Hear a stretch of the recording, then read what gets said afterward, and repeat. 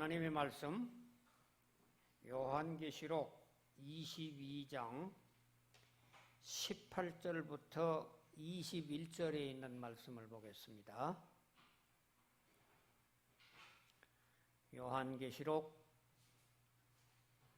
신약성경 맨 마지막에 22장 18절부터 21절까지를 다 같이 합독을 합니다.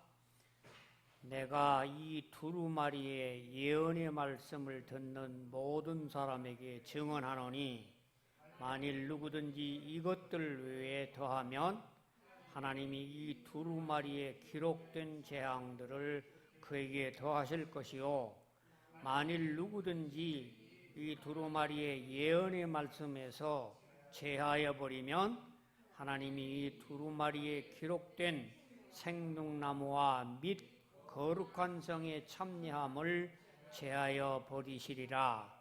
이것들을 증언하신 이가 이르시되 내가 진실로 속히 오리라 하시거늘 아멘. 주 예수여 오시옵소서. 주 예수의 은혜가 모든 자에게 있을지어다. 아멘. 여러분, 우리는 성경이 최초의 성경인 창세기에 보면 하나님께서 우주 만물을 만드신 장엄한 내용이 기록이 되어 있습니다. 뿐만 아니라 하나님께서 에덴 동산을 만드시고 자기와 가장 가깝다고 생각하는 아담과 하와에게 우주 만물의 모든 경영권과 섭리권을 그 아담 하와에게 맡기고 내가 땅에서 번성하고 잘되기를 바라는 축복을 주신 내용으로 창세기가 시작이 됐습니다. 그런데 이 성경의 맨 마지막 요한계시록에 보면 너무도 두렵고 너무도 무서운 말씀의 경고의 말씀으로 매듭이 지어집니다. 여기 요한계시록 22장 18절, 19절 두 절에 보면 내가 이 두루마리의 예언의 말씀을 듣는 모든 사람에게 증언한다. 이 사도 요한은 요한계시록 22장이 더 이상 성경이 없을 것으로 예언의 말씀이 종결되었다라고 하는 내용을 22장 가운데에서 4번이나 거듭거듭 강조하고 있습니다. 여러분, 예언의 말씀이라는 말씀이 22장 7절에 보면 보라 내가 속히 오리니 이 두루마리의 예언의 말씀을 지키는 자는 복이 있을 것이다.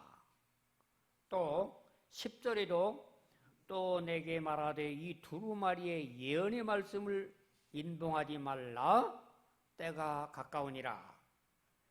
그리고 18절에도 예언의 말씀, 19절에도 예언의 말씀이라고 하시면서 이 성경 전체가 하나님이 주신 예언의 말씀인데 이제 22장으로 종결을 짓겠다. 거기까지는 이해가 가는데 왜 하나님께서는 이 성경을 종결시킨다고 하는 이 마당에 있어서 만일에 이 종결된 성경 66권 안에서 하나님의 뜻을 찾고 하나님이 무엇을 바라는 것을 깨닫지 않고 이것에다가 덧붙인다고 그런다고 하면 내가 그에게 재앙을 더할 것이다. 또 반대로 여기 66권이라고 하는 것을 기록된 걸로 예언의 말씀을 종결을 짓는데 여기에 있는 내용을 빼버린다고 하면 거룩한 성에 참여하는 것도 제해버리겠다. 무서운 경고를 우리에게 주시고 있습니다. 왜 하나님께서는 창세기 최초에는 그렇게 웅장한 말씀, 인간들을 축복하는 말씀들을 주셨는데 왜 요한계시록 마지막에는 이토록 무서운 재앙의 경고의 말씀을 주실 것인 건가? 제가 생각을 해보니까 그런 생각이 들어요.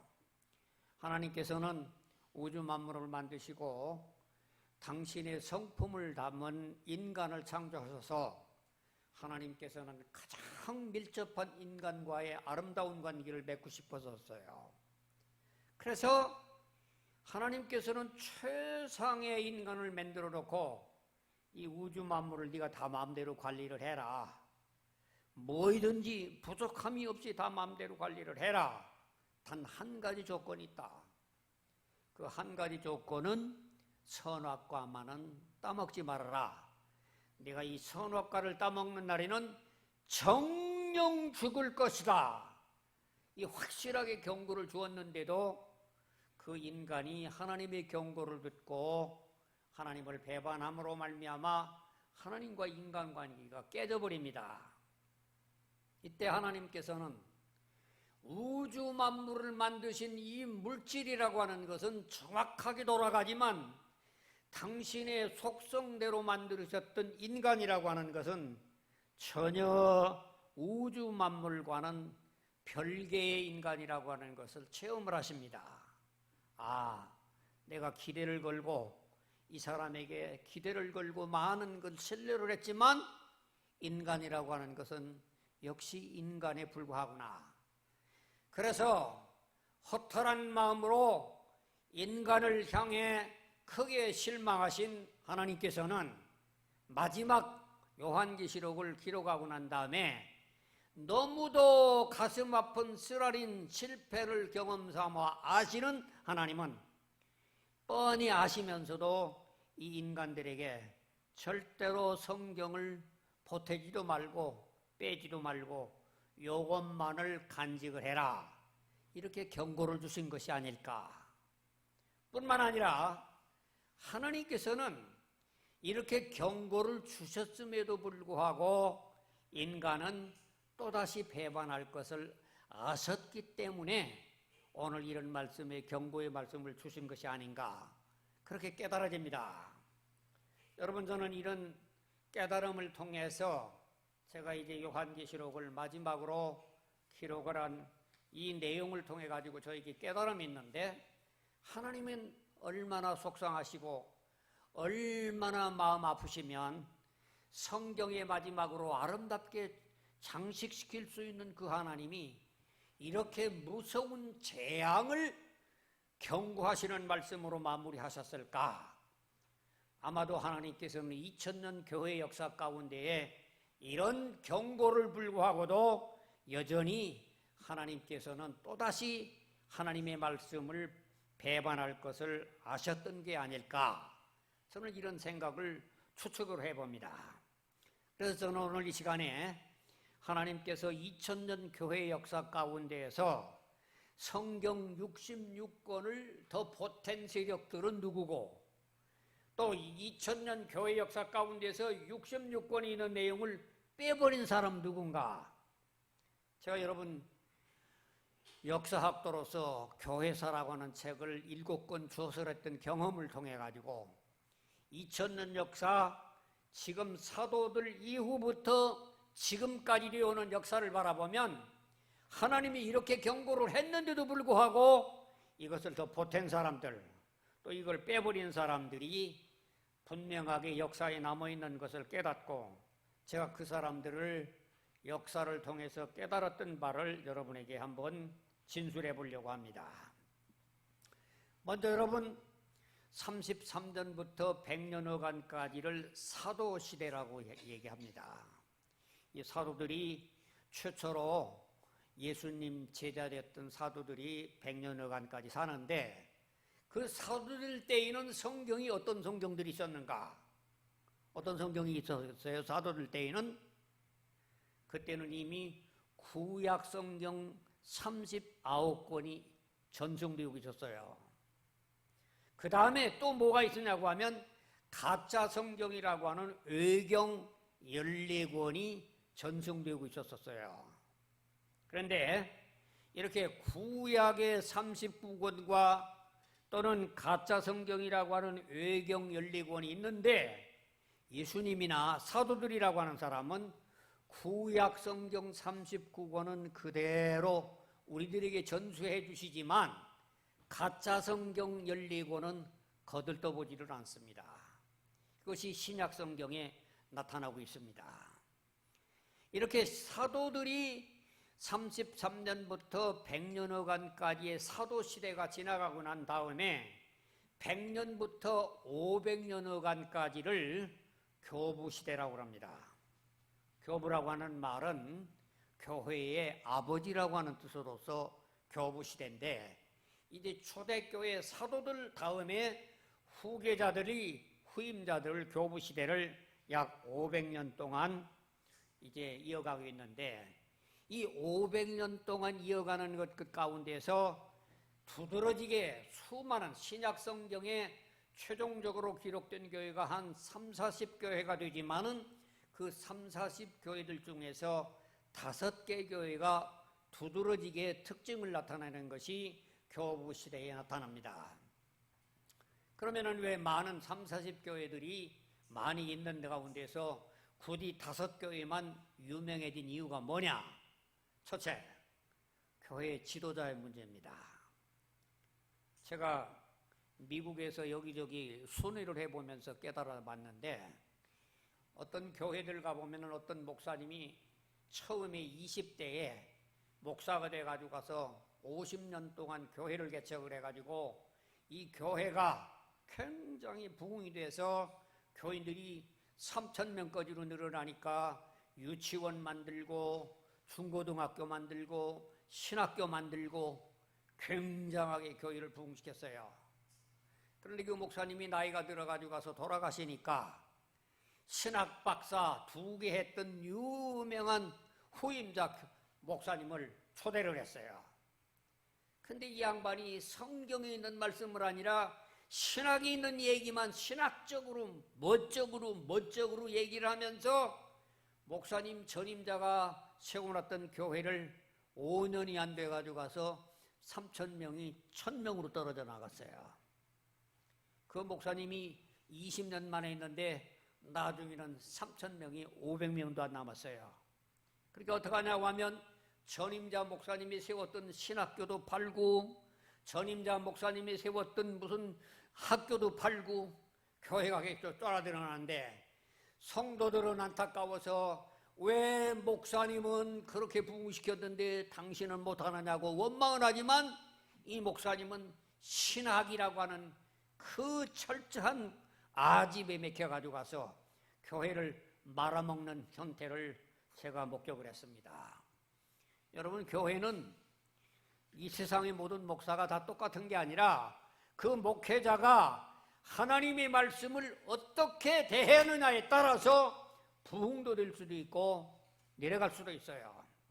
그런데 이 사도들이 세운 수많은 교회들이 30-40개 교회 중에서 이제 5개 교회가 두드러지게 남은 것 가운데 그 5개 교회가 어떤 교회냐면 예루살렘 교회, 안디옥 교회, 알렉산드리아 교회, 로마 교회, 그 다음에는 이제는 콘스탄티노플 교회, 이 5개 교회가 100년 이후부터 500년까지 가장 지도자적인 역할을 하는데, 이때에 이 로마 제국 교회는, 수도교회는 별로 힘을 쓰지 않냐고 동방교회 4교회가 중심으로 해서 여러분이 유명하게 잘 아는 325년에 니케아 신조, 381년에 저희 유명한 콘스탄티노플 신조, 451년에 칼케돈 신조, 5세기의 아타나시우 신조, 이러면 신조들이 교부들이 만들어 가지고 가서 성경 66권 말고 신조들 4개를 덧붙여 놓습니다. 이게 500년 동안 가운데에서 4개의 5개의 교회들 가운데에서 4개의 교회가 주동이 돼가지고 만들어 놓은 것이 4개의 신조들을 만든 것이 교회 역사에서 나타나는 일입니다. 이것이 500년까지 얘기해요. 그 다음에 600년부터 1500년까지의 이 600년부터 1500년까지를 중세시대라 그렇게 말을 합니다. 이 600년부터 이 1500년까지를 중세시대라고 말하는 이유가 뭐냐? 여러분이 잘 아시는 바같이 중세시대 때는 가톨릭의 교황이라고 하는 분이 임금보다도 더 높은 그런 교황이 통치하는 시대가 그 시작이 600년부터 시작이 되기 때문에 이 중세기 암흑의 역사라고 하는 것이 600년부터 1500년까지를 시작을 합니다. 그런데 여러분, 이 기간 동안 안에 세상이 어떻게 달라지는가? 600년부터 1500년 그 사이에 세상이 변규가 생기는 것이 어떤 변화가 생기느냐고 하면 612년에 여러분이 잘 아는 바와 같이 사우디아라비아에 있는 마호메트가 이슬람을 만들어요. 그런데 그 마호메트가 이슬람을 만들고 죽었던 그 후예들이 칼리프라고 하는 사람들이 한 손에는 고란, 한 손에는 칼을 들고 중동 전체를 장악을 하고 아프리카 북부를 다 정복을 해요. 그래서 AD 638년에 이슬람 세력들이 예루살렘에 있는 예루살렘 교회도 정복을 하고 저 아프리카에 있는 알렉산드리아도 정복을 하고 저 중동에 있는 안디옥도 정복을 하고 그래서 이 5개 교회 가운데에서 3개 교회가 이슬람 교회에 파묻혀버리고 남아있는 것이 어디 남냐고 하면은 동로마에 있는 비잔틴에 있는 동로마에 있는 콘스탄티노플 교회하고 서노마 제국에 있는 노마 교회하고 이 두 교회가 남는데 638년 이후에 이 교회들이 서로 지가 달랐다고 싸우기를 시작을 합니다. 이 이전에는 예루살렘 교회나 안디옥 교회나 알렉산드리아 교회 있을 때는 감히 싸움을 못하다가 이 교회들이 없어지고 난 다음에 두 교회가 서로 자기 교회가 수익교회라고 주장을 해요. 그때의 동방교회는 전혀 동의를 안 해주는데 서방교회가 일방적으로 750년에 소위 말하는 사도신경이라고 하는 걸 만들어 놓습니다. 이 사도신경이라고 하는 내용을 보면 이 세상의 모든 교회 중에 가톨릭 교회가 유일한 교회인 걸 믿습니다라고 하는 내용이 사도신경 마지막에 있는 이거를 한국에 있는 선교사들은 나는 거룩한 공교회를 믿습니다라고 바꿔놨지만 원문의 얘기는 뭐냐면 나는 가톨릭 교회가 유일한 교회입니다 라고 하는 게 사도신경을 750년에 만들어요. 그러니까 동방교회와 서방교회가 서로 자기들이 정통이라고 싸우다 보다 싸우다가 마지막에는 1050년에 동방교회와 서방교회가 완전히 분립을 해가지고 오늘날 지금 동방교회가 저 콘스탄티노플, 누마니아 그리고 그리스 러시아 정교회, 알제리아 기타의 모든 교회가 동방교회, 서방에 있는 이태리, 프랑스, 독일, 영국, 스페인은 로마 가톨릭 교회로 이 교회가 1050년부터 갈라져서 지금까지 지내오게 됩니다. 그래서 여러분들 제가 말씀드리지만은 이미 이 중세기 때까지 사도신조라고 하는 것까지 5개가 더 추가가 됐는데 이제 여러분들 1500년부터 시작된 종교개혁의 역사가 어떤 역사가 시작되는가? 종교개혁이 독일에서도 생기고 영국에서도 생기고 스위스에도 생기고 이 종교개혁이 되면서부터 이제는 과거의 동방교회 그리고는 서노마교회 그리고는 종교개혁으로 개신교라고 하는 개신교들이 1517년 이후부터 500년 역사를 가지고 개신교 역사가 시작이 됩니다. 여러분 생각해 보세요. 동방교회는 그대로 남아있는데 서방교회에 있는 가톨릭 교회가 그 중에서 개신교가 절반이 개신교로 떨어져 나갑니다. 이태리, 독일, 그리고는 이제는 불란서, 스페인 가운데에서 어디가 떨어져 나가냐고 하면은 독일이 떨어져 나가요. 독일뿐만 아니라 독일 후에는 노르웨이, 스웨덴, 덴마크 이 모든 나라가 독일의 국교였던 루터교로 갈라져 나버리고 영국에 있는 나라는 영국에 있는 성공회로 갈라져 나가버리고 스위스에 있는 일부가 장로교로 갈라지고 이 가톨릭 교회가 유럽에서 절반 이상이 다 사라져버리게 됩니다. 이때 가톨릭 교회는 큰 낙심을 하고 여기 유명한 트렌트 공회라고 하는 걸 1545년부터 63년까지 18년 동안을 천주교에 있는 유럽에 있는 모든 사람들 모여서 트렌트 공회라고 하는 것을 열어요. 근데 이 트렌트 공회에서 가톨릭 교회는 뭐를 제정을 하느냐고 하면, 루터가 종교개혁을 하면서 제일 부르짖은 말이 뭐냐고 하면 성경 66권 외에는 그 어떤 것도 믿지를 말아야 한다, 이 주장을 강조하기 때문에 이 가톨릭 교회는 뭐라냐면, 우리는 성경 66권만이 아니라 교부들의 얘기를 한다든지 교회 회의에서 제정한 거란다든지 교황이 칙서를 내리는 거라든지 이것도 성경과 동일한 권위를 갖는다. 그래서 성경 66권에다가 뭐를 더 붙였냐고 하면 전통도 전승도 성경과 동일하다고 하는 것을 결정을 합니다. 거기다 또 뭐 하냐고 하면 외경 14권 중에서 11권을 더해서, 지금은 가톨릭 교회가 종교개혁 이후에 성경이 77권이고 개신교만 66권입니다. 여러분이 지금 이 성당에 다니는 교인들 보면은 성경이 몇 권이냐고 물으면은 그분들은 77권이라고 그래요. 우리 개신교만 이게 66권이라고 그러는데 왜 11권이 더 붙여지느냐고 하면 그 사람들은 외경 14권 가운데에서 11권을 더 붙여가지고 77권이 됩니다. 자, 이렇게 되니까 성경이 66권이라고 하는 것 가운데서 외경이 11권이 더 붙여서 77권이라는 것은 말할 것도 없거니와 이 가톨릭 교회가 수많은 것들을 다시 제정을 하기 시작을 하는데, 이때 뭘 얘기하냐고 하면은 마리아는 하나님의 어머니다. 여러분 성당들마다 마리아상이 다 놓여져 있죠. 근데 이 마리아를 뭐라고 그러냐면, 마리아는 하나님이셨던 예수님이 이 세상에 오셨던 그 예수님의 어머니는 하나님의 어머니라고 합니다. 그런데 마리아는 그렇게 거룩하신 그 마리아는 이 세상에서 아무 죄 없이 잉태했을 뿐만 아니라 이 마리아는 죽지 아니하고 산채로 승천해가지고 이 마리아 승천 기념일 날이 8월 15일 날 전 세계 가톨릭 교회는 마리아 승천 기념 예배를 드리고 있어요.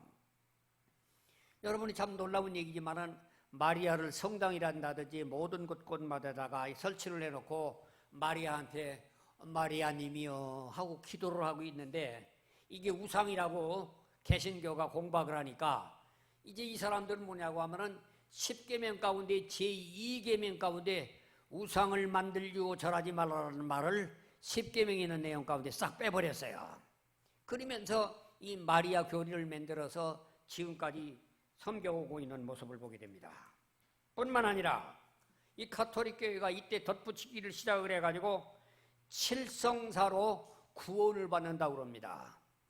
여러분, 우리는 이제는 세례식과 침례식과 성찬식이라고 하는 이 두 가지만 있는데, 이 가톨릭 교회는 7가지 의식이 있어요. 첫째 뭐냐? 영세가 구원을 받을 수 있고, 견진이라고 하는 것이 성령을 받고, 미사로 축복을 받고, 고해로 죄를 용서받고, 결혼으로 복받는 가정이 이루어지고, 도유로 죽은 시체라도 주교가 축복한 물을 가지고 받으면은 천국 갈 수 있다고 믿는 이런 미신 종교로 만든 것이 로마 가톨릭 교회입니다. 뿐만 아닙니다. 여기서 덧붙이기 시작하는데, 이분들, 여러분들 우리는 성찬식 때 어떻게 뭐를 먹어요? 떡과 포도주를 먹죠. 근데 여러분들 저기 가톨릭 교회 미사 때는 뭘 먹읍니까? 그 사람들은 이제는 포도주라고 하는 거는 성도들한테는 주질 않아요. 왜 안 주냐고 하면, 이 포도주라고 하는 것은 예수님의 살과 피로 변화진 거를 사람이 먹다 흘리면은 보혈을 낭비하는 것이라고 그래가지고 이제는 떡조가리에다가 포도를 담근 떡조가리만 이게 성체라고 해서 받아먹게 만들어 있는 것이 가톨릭 교회입니다. 또 뿐만 아니라 이 사람들은 자기가 믿음으로 구원받는 게 아니라 공적으로 구원을 받는다고 합니다. 여러분, 우리 주변에 있는 사람들 가운데에서 성당에 많이 다니는 어떤 사람들 바라보면 자기가 재산이 있는데 이 재산을 가지고 있는 거를 내가 아들, 딸들한테 유산으로 남겨주지 아니하고 내가 죽으면 이 아파트 몇 억 가는 이 재산을 갖다가 성당에다 헌납을 하겠다. 왜 그러냐? 사람이 믿음으로 구원받는 게 아니라 공적으로 구원받는다고 하는 이 공적의 교리가 이 천주교에서 제정된 성경이 아닌 덧붙이는 하나의 역사로 나타난다는 얘기입니다. 뿐만 아니라 이 사람들 가운데에서는 공적이 있는 성인들의 이름으로는 기도가 가능해요. 여러분들, 우리는 이 기도를 다 한 끝에 맨 마지막에는 누구의 이름으로 기도를 해요? 예수님의 이름으로 기도를 하죠. 그런데 이 성당에 다니는 사람들은 어떤 말이냐면 안나의 이름으로 기도합니다. 테레사의 이름으로 기도합니다. 무슨 누구의 이름으로 기도합니다. 성인이 수백 명 되는 이 성인들 이름으로 기도가 가능한데 왜 그렇게 성인들 이름으로 기도가 가능하냐? 성인들이라고 하는 사람은 자기가 이 세상에 살면서 구원받는 것 말고 수많은 공적을 하늘에 쌓아놨기 때문에 성인들 이름으로 기도를 하면 성인들이 쌓아놓은 공적으로 우리가 구원받는다고 합니다. 제가 이제 이 교회사에 연구를 하면서 저술을 하면서 이 세상의 최고의 이단이 뭐냐? 최고의 이단이 로마 가톨릭 교회예요. 이 성경 66권을 완전히 벗어나서 이제 성경이 없는 수많은 것을 덧붙여 놓은 것이 이 가톨릭이라고 하는 그런 이름의 조직으로서 오늘날 우리까지 전승되어 오는 겁니다. 그러면 이 가톨릭에서 갈라져 나온 개신교는 그러면 제대로 잘 걷고 있느냐? 여러분, 개신교라고 하는 또 66권 성경만 믿는 게 아니라 개신교들이라고 하는 사람들도 또 이제 이 500년 역사를 가지고 오면서 성경 66권이 아닌 다른 걸 또 덧붙입니다. 저 지금 독일의 국교인 루터교라고 하는 교, 또 노르웨이, 스웨덴, 덴마크 이 모든 북반구에 있는 이 모든 루터교라고 하는 그 나라는 뭐냐? 이 사람들은 뭐냐고 하면은 교회와 국가가 동등한 권위를 가지고 있는 하나님의 두 손이라는 겁니다. 하나님이 한 손 왼손은 교회를 붙잡고 있고 하나님이 하나는 국가를 붙잡고 있기 때문에 그래서 이런 교회와 국가가 하나님이 쓰시는 똑같은 기능이라고 해서 국교를 만들어 놓은 것이 오늘날 루터교의 존재라는 얘기인데 예수님은 뭐라고 그랬어요? 예수님은 우리에게 말씀하시기를 너희는 이 세상에 교회와 국가가 완전히 분리되도록 말씀하셨지만 이렇게 교회와 국가가 하나로 합치게 만들어 놓은 것이 오늘날 독일의 국교라고 하는 루터교회입니다. 또 영국도 마찬가지요. 영국의 모든 국민들 가운데 절반가량이 성공회를 믿는데 이 성공회가 국교이기 때문에 이 사람들도 종교와 국가가 둘이 양대 세력을 갖고 있는 것이 하나의 영국의 선거입니다. 장로교는 어떤가? 장로교라고 하는 사람들은 이 세상에서 성경 말고도 칼빈이 만든 신조 또는 웨스트민스터 신조를 중심으로 해가지고 믿어야 된다는 것이 이 칼빈주의자들의 해석이고 여기에 반해서 알미니안들이라고 하는 사람들이 감리교나 성결교나 순복음 계열이 있는 사람들은 알미니안이 해석하는 대로 믿어야 된다는 것이 알미니안주의로 남아 있습니다. 제가 무슨 말씀을 여러분에게 힘주어서 이 말씀을 드리냐? 이 성경은 분명히 하나님께서 성경 66권만으로 보태지도 말고 빼지도 말아라 했는데 이거를 보탠 것이 어떤 세력이냐? 가톨릭이었고 국교회를 만든 거란다든지 신학을 만들어서 오늘날 많은 사람들이 성경대로 목회를 하지 아니하고 신학에 사로잡히고 저런 모든 잘못된 그런 하나의 어떤 신조들을 따라가고 있는 현실이 된 것이 참으로 안타까운, 우리 하나님께서 미리 아시고 경고했는데도 불구하고 오늘 여기까지 이르게 됐다 하는 지나온 모든 2000년 역사를 정리해 드리는 겁니다. 두 번째, 이 성경의 분명히 말씀은 덧붙이지 말라 했는데 이게 덧붙였다고 그랬어요, 여러 교회가. 그런데 성경 66권에 있는 내용을 취소시켜버리고 제해버리고 약화시킨 세력들이 19세기, 20세기 현대신학이라고 하는 이름들 가운데 나타나고 있는 오늘의 실정입니다. 이 사람들, 제가 이제 이 책에다가 오늘날 지금 이렇게 이 200년 전부터 시작해서 성경에 있는 내용을 취소시켰던 내용들이 어떤 사람들인가라고 하는 내용을 밝혔는데, 제일 먼저 독일에 있는 슐라예 마타라고 하는 신학자가 있어요. 이 사람은 베를린 대학의 교수와 총장을 지내가지고 책도 많이 쓴 사람입니다. 그런데 이 사람은 뭐라고 그러냐면, 신앙이 뭐냐, 종교가 뭐냐, 이거는 하나님을 무서워하는 감정이, 종교적 감정이 이게 종교다. 여러분, 우리가 하나님이 무서워서 예수 믿고 우리가 교회 나옵니까? 하나님이 두려워서 우리가 예수 믿는 거예요? 이 성경에 보면 성령님께서 나의 죄를 지적함으로 말미암아 이 죄가 견딜 수 없는 회개에 의해 가지고 주님을 영접하는 것이 신앙인데, 이 신학 박사라고 하는 사람은 뭐라고 그러냐면, 대학 총장이라고 하는 사람은 감정, 하나님이 무섭다, 하나님이 두렵다, 이 감정이 이게 신앙이라고 그런 거짓말을 했어요. 또 군켈이라고 하는 사람이 있는데, 이 사람은 göttingen 대학, 할리 대학, 베를린 대학으로 39년 동안 교수 노릇을 했던 사람이에요. 근데 이 사람은 뭐라고 그러냐고 하면, 성경이라고 하는 거는 한 사람이 쓴 책이 아니다. 성경이라고 하는 건 이재료 재료들을 후대에 모아서 편집한 거다.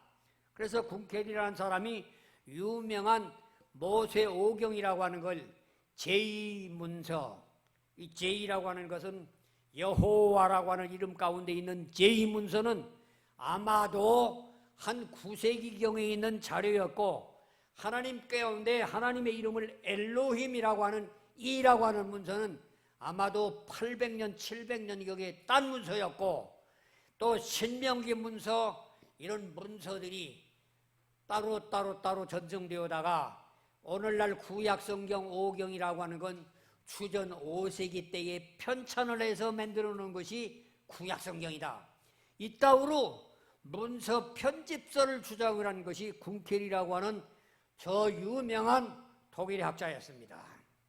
또 뿐만 아니라 제가 제일 큰 타격을 받은 사람이 누구냐고 하면은 불트만이라고 하는 사람이에요. 이 사람도 이 말부르크에 있는 신학대학 교수로서 있으면서 신약성서와 신화라라고 하는 책을 썼어요. 이분이 뭐라고 주장을 하느냐고 하면, 예수님이 이 세상에 육신으로 오시기 전에 하나님의 아들로 먼저 계셨다, 이건 신화적인 얘기다. 뿐만 아니라 예수님이 동정녀 마리아에게서 수처녀가 예수님 애 낳았다, 이것도 신화다. 예수님이 죽은 지 사흘 만에 부활을 했다, 이것도 신화다. 예수님이 장차 다시 재림할 거다, 신화다. 삼위일체도 신화다. 대속이교리, 이 성경의 핵심지리를 전부 신화라고 만들어 놨어요. 제가 60년도부터 65년도에 바로 이런 불트만이라고 하는 이런 유명한 사람이 신학을 공부하고, 이게 너무도 신학교 교수들이 강력하게 가르쳐 주기 까닭에 내가 이렇게 불트만의 신학을 배우고 난 다음에 내가 죽어도 천국을 갈 수가 없고 천국이 없는 곳에 내가 뭐하러 이 세상에서 헛되게 고생하랴. 그러면서 엄청나게 타락을 했던 것이 참 슬픈 이 불투만이라고 하는 인간에게, 신학자에게 속아가지고 제 인생을 낭비했던 걸 봅니다. 뿐만 아니라 오늘날 우리 많은 사람들이 인기가 있는 보네퍼란다든지 이런 사람은 세속화 신학, 또는 이 모든 사람 뭐라고 그러냐면 세속화 신학의 핵심은 그겁니다. 하나님이 어디 성당이라든지 교회 하나 안에만 있는 게 아니지 않느냐. 하나님이 계시는 곳은 어디 있냐고 하면은 저 인천 부두노조, 저 창원 공업단지, 또는 저 거제도, 이런 농촌이 있는 그런 가난한 사람들 속에, 세속 속에 하나님이 계시지, 거룩 양복 입고 다니는 이 성당이나 예배당 안에 없다. 이런 신학으로 세속화 신학을 만들고 해방신학을 만들고 민중신학을 만들었어요. 제가 60년대 이런 신학을 공부하면서 얼마나 타락하고 얼마나 방황하고 살았었는데 죄의식을 못 느끼고 살다가 38살에 미국에 가서 성경 말씀으로 거듭남으로 말미암아 제 인상이 변화가 되게 했었습니다. 여러분, 제가 결론적으로 말씀드립니다. 하나님께서는 요한계시록 22장을 기록하고 난 다음에 엄중하게 두 가지를 경고하셨습니다. 절대로 66권 이외에도 추가시키지도 말아라, 빼지도 말아라. 하나님이 왜 이런 경고를 주셨을까? 인간은 경고를 주어도 또다시 추가를 시킬 거고 뺄 것을 아시고 우리 하나님께서는 경고를 하셨는데, 이와 같은 하나님의 경고를 무시하고 2000년 교회 역사는 수많은 것을 덧붙이는 가톨릭 교회란다든지 수많은 것을 빼버린 개신교 세력들이 오늘날 교회라고 하는 이름만 걸고 내용이 부실한 가운데, 교회가 힘을 잃어가는 가운데 생명의 말씀을 걸고 투쟁하지 아니하고 인간들의 신학, 인간들의 전통을 가지고 교회를 지켜나가기 까닭에 하나님이 같이 하지 아니하시고 하나님이 돕지 않는 교회들로 인해서 오늘날 교회가 약화된 오늘의 현실이 이르게 됐다. 이런 결론에 도달하게 되는 것을 여러분에게 소개해드립니다. 여러분, 오늘 이 말씀이 여러분의 삶 속에서 오로지 하나님이 주신 말씀은 신구약 성경 66권만이 우리에게 주신 완벽한 하나님의 뜻을 우리에게 알 수 있는 사실이고 진리다. 이 신념을 여러분에게 평생 간직하셔야만 여러분의 삶과 여러분 후손의 삶에도 하나님이 함께 하시는 축복이 임할 줄 믿습니다.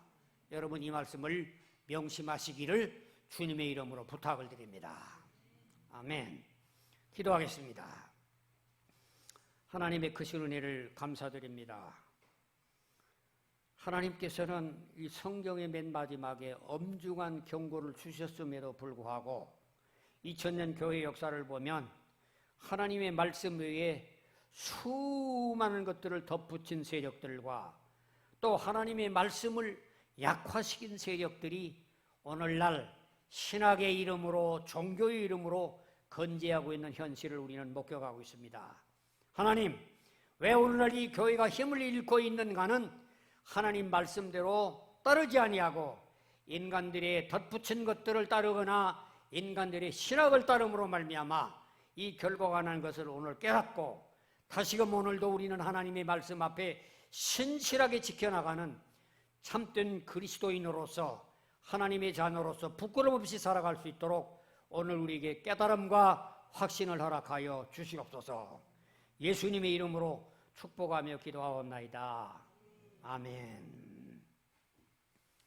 예, 감사합니다.